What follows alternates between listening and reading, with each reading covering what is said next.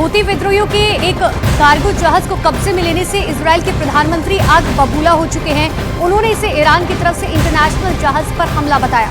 Houthi विद्रोहियों ने Israeli जहाज पर हमले की धमकी दी थी, जिसके कुछ घंटे बाद ही इस घटना को अंजाम दिया गया। हालांकि इजराइल ने साफ कर दिया है कि ये जहाज उसका नहीं है और न ही उसमें कोई इजराइल का नागरिक सवार है।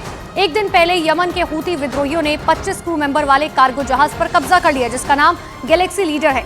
जानकारी के मुताबिक जब जहाज तुर्की से भारत की तरफ आ रहा था, जहाज लाल सागर में था, तो इस पर हथियारबंद लोग चढ़ गए।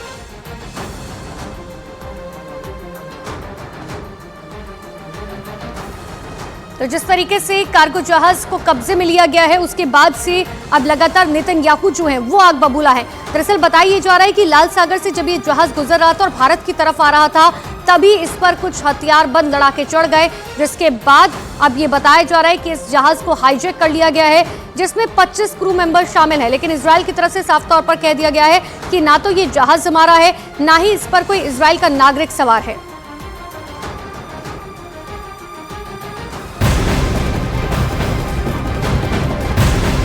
एक और बड़ी खबर आपको बता दें, ईरान के सर्वोच्च नेता अयातुल्ला अली खामनेई ने मुस्लिम देशों से इजराइल के साथ राजनीतिक संबंध तोड़ने की अपील की है। वहां की एक न्यूज एजेंसी की रिपोर्ट के मुताबिक अयातुल्ला अली खामेनेई ने कुछ वक्त के लिए मुस्लिम देशों से इजराइल के साथ राजनीतिक संबंध को तोड़ने की अपील की है।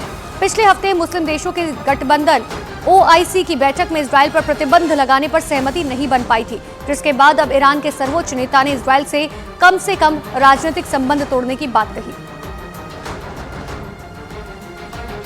इधर गाजा पट्टी में चल रहे ग्राउंड ऑपरेशन में IDF को बड़ी कामयाबी मिली। गाजा में हमास के सुरंगों को पूरी तरह से खत्म करने की कोशिश में जुटी IDF ने इस बात का दावा किया कि अब तक हमास के 35 सुरंगों को तबाह कर दिया गया। इस काम में IDF, पैराट्रूपर ब्रिगेड की लड़ाकू टीम, इंजीनियरिंग और एयरफोर्स मिलकर काम कर रही है।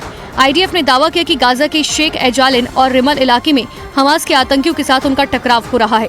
इस दौरान IDF हमास के बुनियादी ढांचों और संपत्तियों का पता लगाकर उन्हें तबाह करते हुए आगे बढ़ रही है। अब तक IDF ने हमास के करीब 35 सुरंगें समेत कई हथियारों को तबाह किया, जबकि हमास के कई लड़ाके सीधी लड़ाई में मारे गए।